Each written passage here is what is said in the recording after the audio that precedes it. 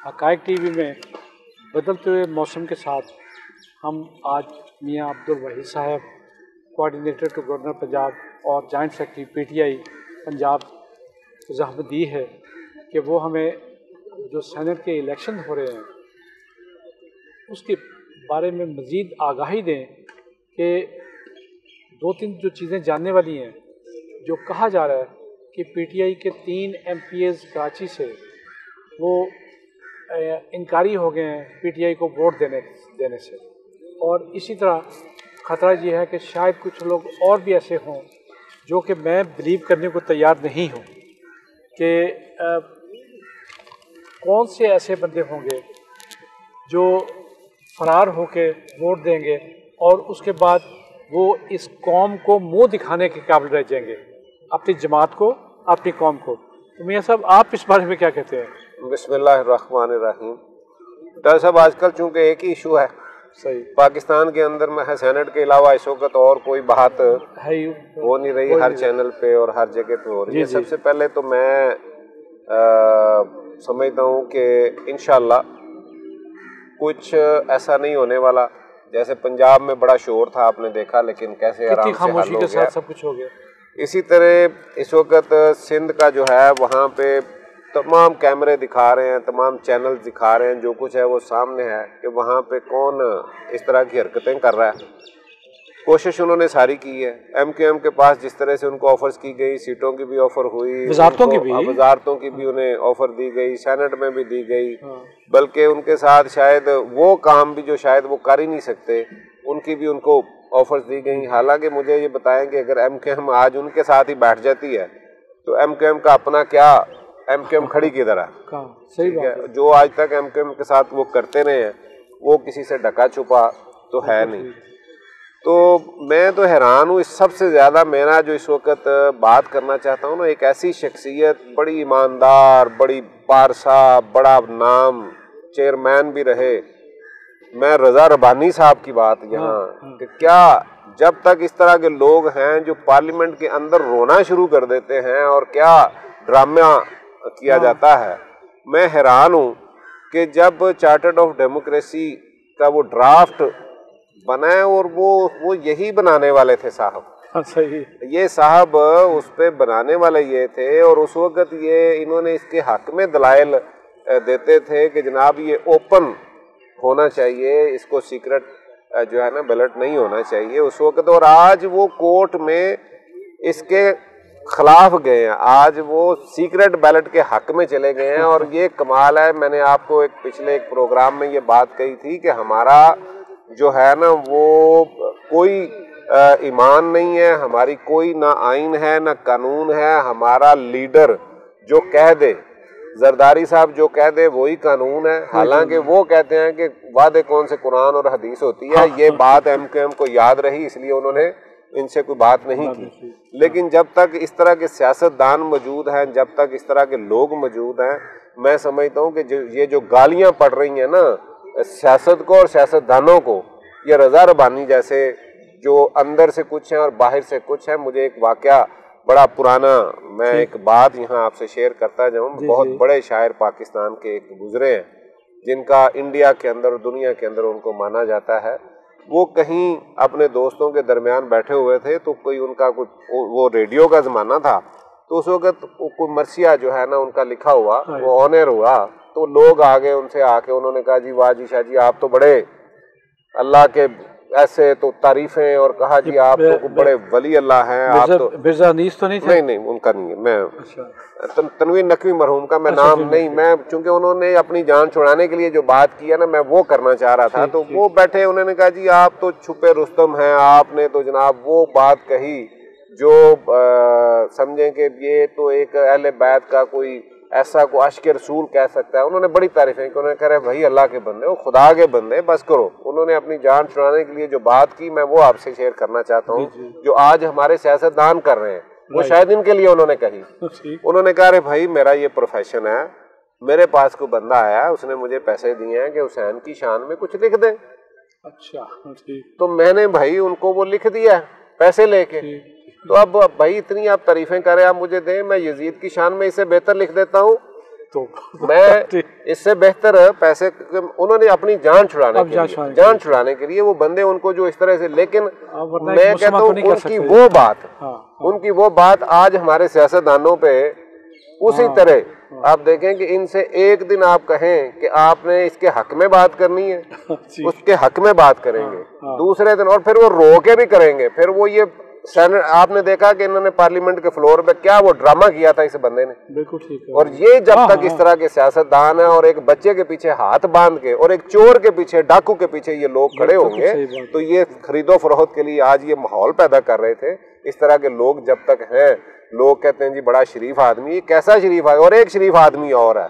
आप एक और कमाल हुआ आपके सामने है कि जनाब जमाते इस्लामी ने एक नेक साले पाक ईमानदार और अमीन शख्स के लिए उन्होंने ऐलान किया है जिसका नाम यूसुफ रजा गिलानी है जो तुर्क सदर की बीवी का हार जो है, जो इमदाद के लिए आया था और जिसके बीवी बच्चों के बारे में MBBS कहा जाता है कि ये सारे के सारों ने सेल लगाई हुई थी। और ये जमाते इस्लामी ने कमाल काम किया है। और मैं क्या कहूँ सिराजुल हक साहब को, अब नेक लोग जो सियासतदान में हैं, सियासत में हैं, ये सियासतदान इतने नेक हैं कि खुद तो ये सारे बड़े अच्छे हैं। अपनी तो कस्में, ये सिराजुल हक के बारे में आपको पता है कि 62-63 पे ये कहा गया था कि शायद यही बचे, लेकिन ये मुझे समझ नहीं आई कि ये जो काम किया उन्होंने ये क्या है। चोर ये सब, ये तो कुरान हदीस और हर अल्लाह वाले बंदे ने कही कि चोर का साथ देना चोरी के बराबर है ना, जुल्म का साथ देना जुल्म करने से ज्यादा है। और आप देखेंगे तो ये काम अब उन्होंने किया है, बड़ी हैरानकुन बात है। और लेकिन फिर भी इन सारी बातों के बावजूद इंशाअल्लाह अल्लाह ने चाहा तो जो है ना, हम लोग सेनेट में मुकम्मल जो है ना, आप देखें कि इस्लामाबाद की जिस सीट को, जिसको ये कह रहे हैं कि जनाब ये एक अदम एतमाद वाली बात है, वहाँ से इंशाअल्लाह हमारा कैंडिडेट जीतेगा। और मैं कल हैरान हुआ हूँ, हमारे वो क्या साबका गवर्नर है, वकील जो रहे हैं पीपल्स पार्टी से, ख्वाजा तारिक रहीम, नहीं उसके बाद जो वकील हैं अभी खोसा साहब, लतीफ़ खोसा साहब का मैं कहीं बात सुन रहा था, तो वो हफीज शेख के बारे में कह रहे थे कि इसने मुल्क का बेड़ा गर्क कर दिया है। हफीज शेख ने हमारे मुल्क का जो है ना वो बेड़ा गर्क कर दिया है। और ये मुझे बताएं कि जब ये लेके आए थे, यानी जो पहले बात मैंने कही है रज़ा रबानी के बारे में, और इसको आप जोड़ लें, फिर उसके बाद आप सिराजुल हक साहब की बात ले आए, वो हर जगह के पे कहते थे कि PDM में और हुकूमत में फर्क कोई नहीं, यही बात कह रहे थे। और आज क्या उन्होंने किया है, और उनको तो ख्याल होना चाहिए था कि यार एक करप्ट बंदा जो सर्टिफाइड है, जिसको सजा हुई है यार, सजा याफ्ता बंदा, उसके बच्चे जो है ना वो उसमें इन्वॉल्व हैं, सारा कुछ पता है, आप उसके हक में चलें यार, कुछ नहीं तो आप खामोश ही रह जाते। यह सब एक और इंटरेस्टिंग बात मैं आपको याद करवा दूं, गिलानी ने अपनी किताब में ये लिखा है कि मेरे बच्चे के पास फीसें देने के पैसे नहीं थे और मैंने अपनी घड़ी बेच के उसकी फ़ीस अदा की थी। और वही जब प्राइम मिनिस्टर बनता है तो उसके उन्हीं बच्चों के पास जिनकी फ़ीस देने के पैसे नहीं थे, 6-6 करोड़ 5-5 करोड़ की गाड़ियां आ गई थी 2-3 महीने के अंदर अंदर। सर मैं तो खैर, और वो अलफता पे जाके उसकी बेगम करोड़ों रुपए की शॉपिंग करती थी। अब क्या नहीं जी, बाहर भी इसी तरह शॉपिंगें की हैं, बाहर से भी की हैं, बाहर इनके गाड़ियां वहाँ पे कौमी खजाने से किस तरह से वो लूटा गया है। इन्होंने कितनी गाड़ियां इनके साथ वहाँ पे रेंट पे, उतने की शायद हम खरीद लेते तो वो भी सस्ती पड़ती, इन्होंने वहाँ पे जो किया है। बिल्कुल सही कहा। तो ये सारा जो है ना, मैं तो हैरान हूँ हमारे इनके किरदार क्या है इन लोगों के, ये करेंगे। और आज एक बंदा अगर इस मुल्क की तकदीर बदलने के लिए आया है, इस मुल्क के लिए वो बात कर रहा है, रियासत मदीना की बात कर रहा है, आज वो इस्लाम की बात कर रहा है, आज वो मुसलमानों की बात कर रहा है, आज वो इस गरीब आवाम की बात कर रहा है, तो ये सारे के सारे इकट्ठे हो गए हैं। और मैं कहता हूँ कि मैं दोबारा से फिर मैं उसी बात पे आऊँगा कि ये लोग जिनके चेहरे कुछ और हैं, अंदर से ये कुछ और हैं, जब तक ये लोग हैं, ये सियासत पाकिस्तान के अंदर सियासतदानों को और सियासत को इसी तरह गालियां पड़ती रहेंगी। लेकिन इंशाल्लाह ये जो सेनेट का इलेक्शन है, हम सुरखरू होंगे, हमारी सीटें जो है ना वो जितनी हमारी बनती हैं, ये जो मर्जी कर लें, जितना मर्जी पैसा लगा लें, जरदारी साहब जो चाहें करें, इंशाल्लाह फतह जो है ना वो हक की होगी और अल्लाह ने चाहा तो हम यहाँ पे कामयाबी हासिल करेंगे। नाज़रीन, आपने मियां वहीद साहब की बातें सुनी और वो आज भी क्लेम कर रहे हैं कि फ़तेह इंशाल्लाह हक़ की होगी और पीटीआई हक़ पे है। ये भी नाज़रीन आप सबको पता है, लेकिन अफसोसनाक बात यह है कि उनके हक़ पे होने के बावजूद लोग उन डाकुओं की तरफ देख रहे हैं जो इस मुल्क को लूट के पैसे खा के दुबई में प्रॉपर्टी बना ली, लंदन में बना ली, अमेरिका में बना ली। कोई मेरी तो मियाँ साहब समझ से ऊपर की बातें हैं कि क्या अवाम इतने बेहिस भी हो सकते हैं कि एक चोर सामने नज़र आ रहा है, उसकी करतूतें नज़र आ रही हैं, उसकी बैंक स्टेटमेंट्स, उसकी प्रॉपर्टीज नज़र आ रही हैं, उसके बावजूद भी ये तुले बैठे हैं। सर गुर्बत बहुत बड़ा मसला है, कुफर तक ले जाती है। लोगों के पास जो है ना, इन्होंने मुल्क को उस सतह तक ले गए थे, वहाँ तक। अब ये बात बिल्कुल दुरुस्त है, हम पे जो उंगली उठ रही है महंगाई की। मुझे ये बताएं कि जब पाँव पे खड़ा करना है कौम को, तो फिर बटालवी साहब कर्जे लेके जैसे वो करते रहे हम भी वो करेंगे तो कैसे होगा? किसी वक्त तो इसने ये जो कड़वी गोली है, ये जो पेट पे पत्थर बांधने वाली मेरी हर बात में ये बात होती है, कोई तो फिर वक्त आपको ये मुश्किल जो है वो उससे गुजरना तो है, एक कौम को गुजारना तो है। अगर आप ये नहीं करेंगे तो मुझे ये बताएं कि कैसे कौम खड़ी होगी ऐसे कर्जों से? कर्जों पे कब तक आपका इन्हिसार रहेगा? और अब ये कहते हैं जी पैसा नहीं दिया, जबकि हमने इंटरेस्ट भी और असल रकम से कर्जा भी वापस किया। ये पहली मर्तबा हुआ है।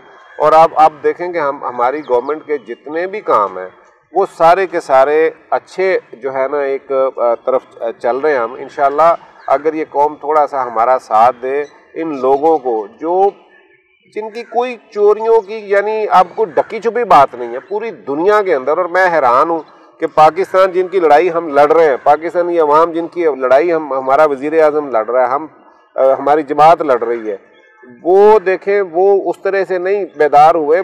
बाहर की दुनिया में बैठे लोग, आप यूके में देखें, यूरोप में देखें, अमेरिका में देखें, ये चोर जहाँ से जाते हैं इनको वहाँ कुछ शॉपिंग के लिए भी 5 मिनट जो है ना इनको नहीं मिलते, लोग इनके पीछे लग जाते हैं, वहाँ चोर चोर की आवाज़ें लगाते हैं। वो इनका जीना उन्होंने हराम किया हुआ है। और बदकिस्मती ये है कि जिनकी लड़ाई लड़ रहे हैं, बात असल में फिर वही है कि यहाँ वो मसला भूख है।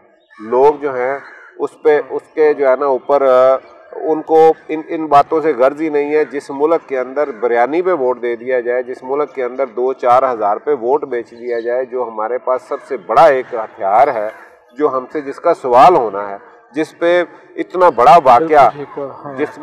वाकया रूनमा दुनिया में हुआ है, जो आज तक जो है ना उसी तरह हर साल जिसको मनाया जाता है, वो वाकया करबला जो है वो वोट की हुर्मत के लिए इतना कुछ हुआ है। और यहाँ पे आज हमारी कौम चूँकि एजुकेट ही नहीं किया गया, इनको बताया ही नहीं गया, इनको कभी रोटी कपड़ा मकान, कभी आटा, कभी इन पीली टैक्सियाँ और कभी ये इन चीज़ों के, आप देखें कि इन्होंने आज तक इनको रखा ही उसमें है, इनको अपने पाँव पे खड़ा होने का दर्स दिया ही नहीं, एजुकेट ही नहीं किया गया। और इंशाल्लाह जब रियासत मदीना होगी, जब एक दो नहीं एक पाकिस्तान होगा, निसाब एक होगा, जब मदरसे में पढ़ने वाला बच्चा भी जो है ना वो ये सोचेगा कि मैं किसी बड़ी कोर्ट का जज बन सकता हूँ, मैं सियासत में आ सकता हूँ, मैं किसी बड़े ओहदे पे जा सकता हूँ, तो इंशाल्लाह उस वक़्त ये मामलात भी ठीक होंगे और यहाँ बेहतरी की तरफ जाएंगे इंशाल्लाह। नाज़रीन, मियाँ साहब ने एनालिसिस करके बता दिया कि हालात इंशाल्लाह बेहतरी की तरफ जाएंगे, जा रहे हैं।